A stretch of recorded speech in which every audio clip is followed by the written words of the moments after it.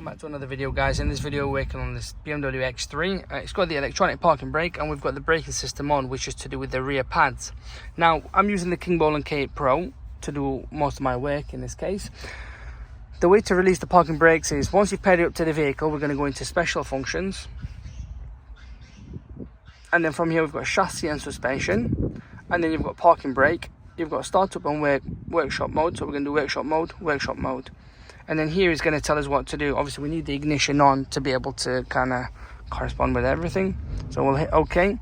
So here it tells us this information. We're going to do continue. And then here it's telling us the options, basically giving us the options. So what we need is activate the installation. So we're going to hit F1. And here it's telling us the activate installation position function has been selected. Release the parking brake. So we'll do this.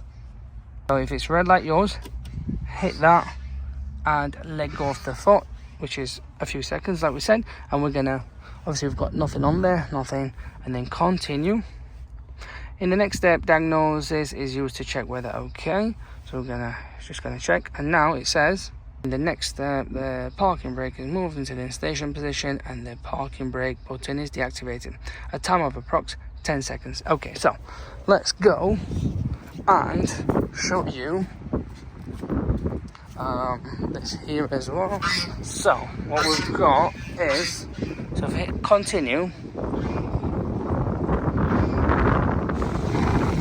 as you can see,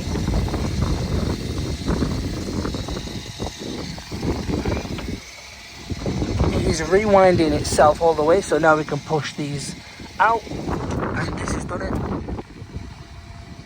There we go, both sides have been done, guys. It's all been done. Yes, it took about a good few seconds, and he's telling us not, well, what I recommend, do not hit this, do not hit the brake pedal, because it's going to play up with the parking brake system and it's not going to be easy to fix afterwards.